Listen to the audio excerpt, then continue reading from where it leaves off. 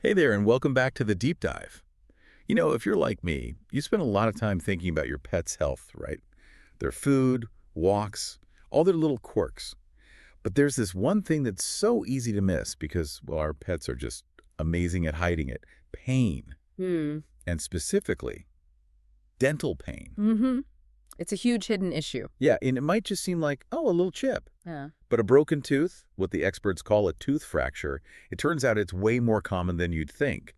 And it can cause some serious hidden pain and nasty infections. That's right. So we've been digging through a whole pile of sources on this, clinical guides, vet articles, you name it. And wow, it's pretty eye-opening stuff. Yeah, the consensus is quite clear on a lot of points. Exactly. So our mission for this deep dive is to boil all that down, get to the really crucial info. What are these sources actually telling us about, spotting and dealing with this really common problem in our dogs and cats? We've got the info right here, so let's unpack it. Sounds good. And what's really striking looking at all this is just how often these breaks are missed.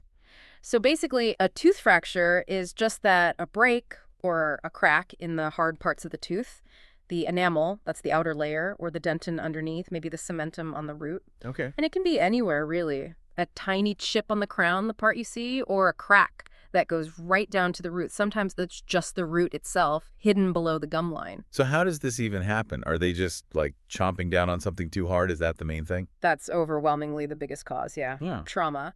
And chewing hard objects, that's number one by a mile. Right. It's kind of scary when you see the lists and the sources. The main culprits are things like real bones, especially cooked bones, they just splinter. Oh, yeah. I've heard that. Antlers are incredibly hard. Ice cubes. Ice cubes. Yeah. Really.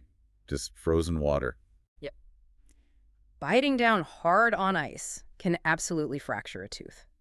Some of those really, really hard nylon chew toys, too. Hooves. Rocks, obviously, even chewing on kennel bars if they do it aggressively. This kind of chewing, the sources are really clear, is the top cause of something called a slab fracture. That's often on the big chewing teeth in the back, the carnassials. A whole slab just breaks off. Wow. Okay, so mostly chewing. What else? Well, it's not just chewing. Other kinds of trauma count, too, like falls, getting hit in the mouth, fights between animals, car accidents.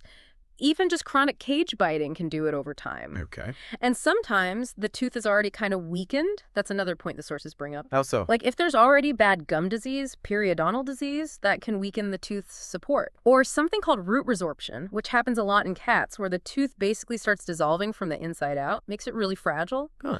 Or maybe the tooth had an old infection, endodontic disease. It can become brittle. And very, very rarely, it might be a developmental thing. The tooth just didn't form right. Gotcha. So it sounds like there are different kinds of breaks then, not just one type of fracture. Yeah. The sources classify them, right? Yeah. Which tells me there must be a really important difference between them. What's the key thing? This is absolutely the core concept. The number one most critical distinction across all the material is whether or not the fracture exposes the pulp cavity. The pulp cavity. Okay, what exactly is that? Think of it as the living center of the tooth. It's got the nerves, the blood vessels, all the soft tissue inside. Ah, right. And if that break goes all the way into the pulp chamber, well, that changes everything. Why? What makes that so critical? Two main reasons. First, it's incredibly painful. You've got live nerves exposed. Oh, Ouch. Yeah, it sounds awful. And second, maybe even worse long-term, it's basically an open door. Bacteria from the mouth just pour right into the tooth. Oh, no. And once bacteria get in, infection is pretty much guaranteed. It's just a matter of time. Okay, so that's the big dividing line. Pulp exposed or not. How do they classify them based on that? Right. So first up, you have uncomplicated fractures. Keyword, uncomplicated. These breaks involve the enamel, maybe the dentin, but the pulp is not directly open to the outside world. Okay. So you might see like a tiny hairline crack that's an enamel infection, or a chip off the enamel fracture, or a bigger break involving enamel and dentin that's an uncomplicated crown fracture. There's also an uncomplicated crown root fracture, which goes below the gum line, but crucially, still keeps that pulp sealed off. So less serious, but still a break. Exactly. Now, the sources do mention that even these can sometimes cause sensitivity or issues down the line, especially if the break is deep into the dentin because there are tiny tubules that lead towards the pulp. But the main point is no direct hole into the pulp. Got it. So what's the other side of the coin? That's the complicated fractures, and these are the really serious ones. Here you've lost enamel and dentin, and the pulp cavity is directly exposed, open to the mouth. Okay, this is the bad one. This is the bad one. The sources are unanimous. These are painful, they will get infected, the pulp gets inflamed, then dies, that's pulpitis, then necrosis, and eventually you'll get an abscess, like a pocket of pus at the root tip. Yikes. Yeah, and that abscess can sometimes even drain out through the gum, or like we'll talk about, even through the face. Oh, wow. So this category includes complicated crown fractures and the complicated crown root fractures, which again go deep below the gum line and expose the pulp. And remember that slab fracture we talked about on the big upper chewing teeth in dogs? Yeah. That's very often a complicated fracture. A big piece breaks off the side and boom, right into the pulp. Exposed. Okay, that makes sense why those are so common and problematic. Exactly. And just quickly, there are also root fractures, breaks entirely below the gum line. These usually lead to pulp death and infection too. Big problems for the surrounding bone and gum. Often need extraction. And even severe wear, like from grinding teeth attrition or chewing abrasive stuff, abrasion. If it happens fast enough, it can wear right down through the enamel and dentin and expose the pulp. Then you treat it just like a complicated fracture. Okay, so complicated means definite pain, definite infection brewing. But you said pets hide canes so well. So how are we as owners supposed to even know this is happening? If they're not, like, crying or refusing to eat, what are the clues, especially the subtle ones? That really is the million-dollar question, isn't it? And the sources are very honest about this. Many, maybe even most animals, especially with those uncomplicated fractures or even with complicated ones that have become chronic, they show no obvious signs at all. Really? None that jump out at you. They just sort of adapt to the chronic discomfort. It often only gets picked up during a routine vet check, sometimes years after the tooth actually broke. That's kind of heartbreaking. It is. But there are potential signs if you know what to look for. Often there's subtle changes related to eating or mouth comfort. Like what? Maybe your pet suddenly seems reluctant to chew on one side, or they start dropping food when they eat. Maybe they turn their nose up at hard kibble or their favorite hard chew toy, but they'll still eat soft food. Okay, changes in eating habits. Right. Or you might see them pawing at their face or mouth more than usual. Maybe they suddenly don't like you touching their head or trying to brush their teeth when they used to be fine with it. Okay. Anything more obvious? Yes, especially if an infection and abscess have developed. Facial swelling is a big one. That classic swelling under the eye on one side, very, very commonly linked to an abscess root of that upper carnassial tooth, the big one. Ah, okay. That's a specific sign to watch for. Definitely. You might also see what's called a draining tract. It looks like a little hole or pimple, sometimes on the face below the eye, or maybe inside the mouth on the gum near the tooth. It might ooze pus or discharge. Oh, lovely. Yeah, not pleasant. Bad breath halitosis that's worse than usual could also signal infection. And sometimes it's vaguer, just behavioral stuff. They might seem more grumpy, less playful, maybe lethargic, just not quite themselves, especially if it involves playing with toys or chewing. It's amazing how subtle it can be, considering how painful it sounds. So, if the signs are often missed, how do vets actually figure this out? For sure.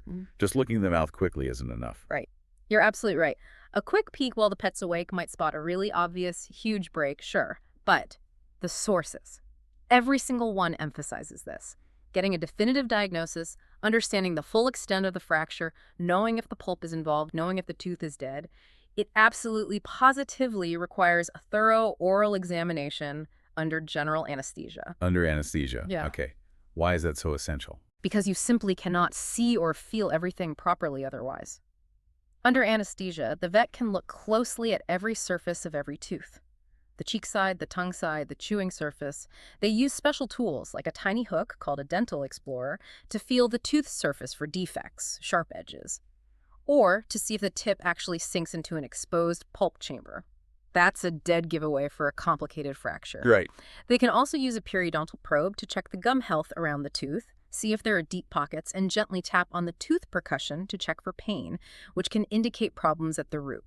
You just can't do that level of detail safely and effectively on an awake, potentially sore animal. Makes sense. What else? And the other absolute cornerstone, perhaps the single most critical piece according to all this material, intraoral radiography.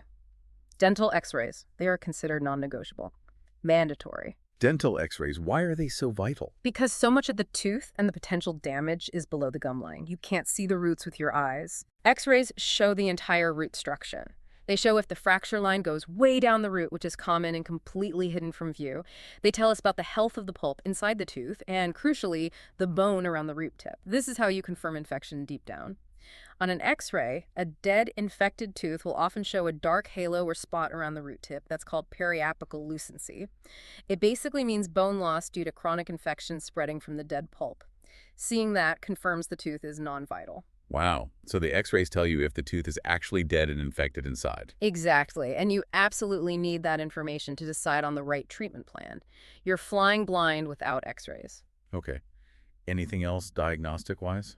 Well, if there's swelling, the vet might stick a small needle in a fine needle aspirate or FNA to get a sample of the fluid. Or if there's discharge, maybe take a culture to see exactly what bacteria are causing the infection, though that's maybe less common routinely. But the exam under anesthesia and the X-rays, those are the essential core diagnostics. Okay, really clear. So we've done the thorough exam, got the crucial x-rays. Yeah. We know exactly what kind of fracture it is, what happens next, what are the options for fixing it, what are the goals? Right, so the main goals are pretty straightforward.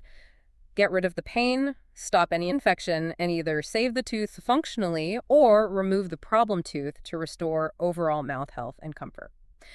What specific treatment is best really depends on, the type of fracture, complicated or uncomplicated. Is the pulp exposed? How old is the animal? And also, honestly, what the owner prefers, considering things like the tooth involved, the cost, and the complexity of the options. Okay, so let's break that down. What about those uncomplicated fractures first? Yeah. The ones where the pulp isn't exposed. Those are usually much simpler to manage. If dentin is exposed, which can be sensitive, the vet might apply a dental sealant or a bonding agent. It's like a protective coating. If there are sharp edges from the break, they can just smooth those down so they don't cut the tongue or cheek. Sometimes for very minor enamel chips, just monitoring might be okay, but sealing exposed dentin is generally a good idea to prevent sensitivity and future problems. The prognosis for these, with simple treatment and good follow-up, is generally excellent. Great. Now for the tough ones. Complicated fractures. Pulp exposed. You said intervention is mandatory. Absolutely mandatory. Remember, exposed pulp equals pain plus inevitable infection. That tooth is a source of chronic pain and infection that needs to be dealt with. And like we touched on, that infection isn't always just a local mouth problem. It can potentially affect the whole body. Right. So what are the main choices here? There are basically two main pathways for these teeth. Option one is trying to save the tooth. Okay. How do you do that? That involves root canal therapy. It's also called endodontics. The goal here is to remove the infected, dead pulp tissue from inside the tooth, the whole root canal system. The vet cleans it out thoroughly, disinfects it, and then fills and seals that empty space with a special inert material. This stops bacteria from getting back in. Then, usually, they restore the crown, maybe with a filling or sometimes even a metal crown, to protect the tooth structure. So like a root canal in people. Pretty much the same principle, yeah. It's often the best choice for really important teeth, the big canine teeth used for grabbing, or those major chewing teeth, the carnassials, or just anytime the owner really wants to preserve the tooth. Does it work well? The success rates cited in the sources are actually really high, often over 90%, especially when it's done by someone with experience, like a veterinary dental specialist or a vet with advanced training. Okay, so root canal saves the tooth. What else? Is there anything else besides root canal? There's another much less common procedure called vital pulp therapy, or VPT. It's quite different. Here, the goal is actually to keep the pulp alive. But, and this is a big but, it's only really an option for very specific cases. Like what? Generally, only in young animals, usually under 18 months old, and the pulp exposure has to be super recent, like within 24, maybe 48 hours at most, and not grossly contaminated. What they do is remove just the very superficial contaminated layer of the pulp, put a special medicated dressing directly onto the healthy pulp tissue underneath, and then seal the tooth. Trying to get it to heal itself. Kind of, yeah. Encourage it to form a new layer of dentin to protect itself. If the conditions are perfect, it can work well to keep the tooth vital, but it needs really strict X-ray follow-up to make sure the pulp stays healthy long-term. It's not for every case, by any means. Got it. So root canal or maybe VPT to save the tooth. What's the other main option for complicated fractures? The other main option, and honestly a very common and often very practical one, is extraction. Just take the tooth out. Exactly. Surgical removal of the entire tooth. It sounds drastic, maybe, but it completely removes the source of the pain and infection. Problem solved definitively. When would extraction be the better choice? Lots of situations. If the tooth is super badly damaged, maybe fractured way down the root, if there's also severe gum disease around it, for most root fractures, if root canal isn't financially feasible for the owner, or maybe the tooth isn't considered strategically critical, it often requires surgery, making a gum flap, maybe removing a bit of bone to get all the roots out cleanly, especially for multi-rooted teeth. But once it's healed, the outcome is excellent in terms of resolving pain and infection. For many smaller teeth, or often in cats, extraction is frequently the most straightforward, practical choice. Okay. What about those root fractures you mentioned, breaks below the gum line? Yeah, those usually have a poor prognosis for being saved. The fracture line often gets infected, leads to bone loss. Extraction is almost always needed, and getting those roots out surgically can sometimes be quite tricky. There's maybe a rare exception for some lower canine root fractures where keeping the crown part, even if the root is fractured, might help stabilize the jaw. Sometimes they might do endo on the remaining crown segment in those complex cases after dealing with the root fragment, but generally, root fracture usually means extraction. And if it's just wear, attrition or abrasion, that's exposed to pulp. You treat it exactly like a complicated fracture from trauma, either root canal therapy to save it or extraction to remove it. The exposed pulp is the problem, regardless of how it got exposed. Wow, okay. That covers a lot of ground on treatments. It really sounds like prevention would be a whole lot better if possible. Is there anything owners can actually do to stop these painful fractures from happening? Absolutely. And this is probably the most important message for everyone listening. Owner education on safe chewing is key. It's paramount, really. The single best piece of advice, repeated across the sources, is incredibly simple, but so effective. It's a rule of thumb.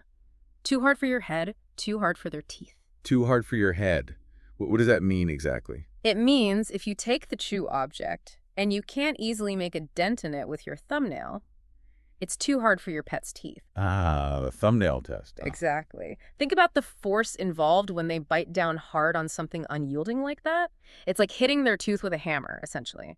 That force is what causes the enamel and dentin to crack and fracture, especially causing those slab fractures on the big back teeth. So using that rule, what should people avoid giving their pets? Well, it means avoiding those common culprits we talked about earlier, the ones notorious for breaking teeth. So real bones, cooked or raw, the sources are pretty clear the fracture risk is high with both. Okay, no bones. Antlers, incredibly dense. Hooves, those super hard plastic or nylon toys, some nylobones, for example, are rock solid. Ice cubes, rocks, obviously. Basically anything that doesn't have some give. Right. So what are safe alternatives then?